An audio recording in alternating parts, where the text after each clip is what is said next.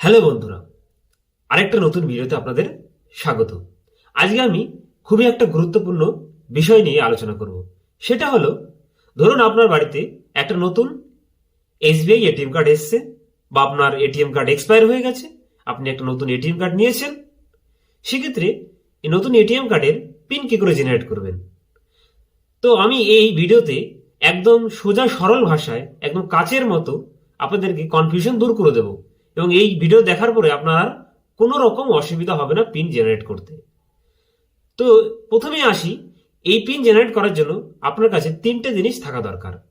প্রথমত আপনার bank account number, দ্বিতীয়ত ওই ব্যাংক অ্যাকাউন্ট নাম্বারে যে আপনার রেজিস্টার্ড মোবাইল নাম্বার আছে সেই মোবাইল নাম্বার, আর তৃতীয়ত এই যে সিমটা বা এই মোবাইল নাম্বারটা যে মোবাইলে ভরা আছে সেই মোবাইলটা নিয়ে আপনাকে সঙ্গে যেতে হবে এটিএম কার্ডে।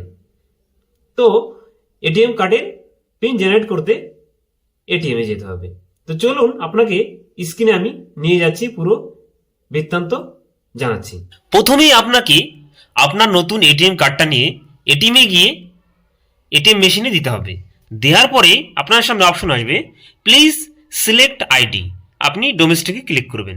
এরপরে আপনার সামনে আসবে this ATM currently can not print receipts, we are sorry for the inconvenience, would you like to continue.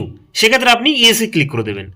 তারপরে আপনার সামনে আসবে প্লিজ সিলেক্ট ল্যাঙ্গুয়েজেস, সেক্ষেত্রে আপনি ইংলিশ ক্লিক করবেন। করার পরে আপনার সামনে আসবে deer customer please select transaction, সেক্ষেত্রে আপনি পিন জেনারেশনে ক্লিক করবেন। পিন জেনারেশনে ক্লিক করার পরে আপনার সামনে অপশন আসবে please enter your account number, সেক্ষেত্রে আপনি এসবিআই এর যে 11 সংখ্যার যে অ্যাকাউন্ট নাম্বারটা আছে সেটা এন্টার করে দেবেন। করার পরে প্লিজ ইফ কারেক্ট অপশনে আপনি ক্লিক করবেন। ক্লিক করার পরে আপনার সামনে আসবে please enter your 10 digit mobile number, এখানে আপনার 10 ডিজিট মোবাইল নাম্বারটা, যে নাম্বারটা আপনার অ্যাকাউন্ট নাম্বারের সঙ্গে যুক্ত আছে সেই নাম্বারটা আপনি এন্টার করে এই অপশনে ক্লিক করেন প্লিজ ইফ কারেক্ট। তারপর আপনার সামনে আসবে your transaction is being processed, please wait, transaction complete. তারপরে প্লিজ টেক ইউর কার্ড, তখন আপনার যে অপশনটা আসবে তখন আপনি কার্ডটা বের করে নেবেন। বের করে নেওয়ার পরে আপনার যে মোবাইল নাম্বার দিয়েছিলেন সেই মোবাইল নাম্বারে আপনার একটা মেসেজ আসবে, যে পিন নাম্বারটা আসবে সেই পিন নাম্বারটা আপনি আবার জেনারেট করতে হবে। তো প্রথমে আপনাকে এটিএম কার্ডটা এটিএম মেশিন দিতে হবে। দেওয়ার পর আবার অপশন আসবে প্লিজ সিলেক্ট অ্যাপ্লিকেশন আইডি, সেক্ষেত্রে আপনি ডোমেস্টিকে ক্লিক করবেন। ক্লিক করার পরে আপনার সামনে এরকম একটা অপশন আসবে this ATM currently can not print receipts, we are sorry for the inconvenience, would you like to continue, সেক্ষেত্রে আপনি ইয়েসে ক্লিক করে দেবেন। ইয়েসে ক্লিক করার পরে প্লিজ সিলেক্ট ল্যাঙ্গুয়েজেস, আবার আপনি ইংলিশে ল্যাঙ্গুয়েজে ক্লিক করে দেবেন। ক্লিক করার পরে আপনার সামনে আসবে deer customer please select transaction, এইখানে আপনাকে মনে রাখতে হবে এখন পিন জেনারেশন আপনাকে ক্লিক করা যাবে না, ব্যাংকিংয়ে আপনাকে ক্লিক করতে হবে।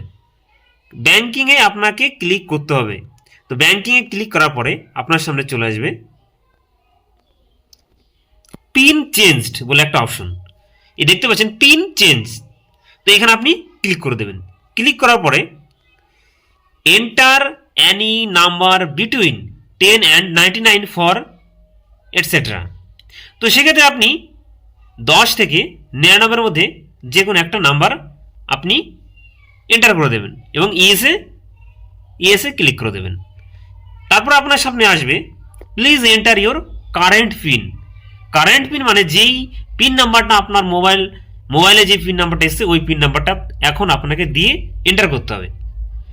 করার পরে আপনার সামনে আসবে প্লিজ রি এন্টার ইউর নিউ পিন, এইবার আপনি যে পিন নাম্বারটা সেট করতে চান এটিএম কার্ডে টাকা ওঠানোর জন্য পরবর্তীকালে সেই পিন নাম্বারই কিন্তু আপনি এখানে দেবেন। তো আপনি দিয়ে দিলেন। দেওয়ার পরে আপনার সামনে আসবে your transaction is being processed, please wait, কিছু অপেক্ষা করবেন এবং অপেক্ষা করার পরে ট্রানজ্যাকশন কমপ্লিট দেখাবে এবং আপনার পিন জেনারেট হয়ে যাবে। আশা করি ভিডিওটা ভালো লেগেছে, আর ভালো লাগলে অবশ্যই লাইক, শেয়ার অ্যান্ড সাবস্ক্রাইব করে দেবে। ধন্যবাদ ভিডিওটা দেখার জন্য।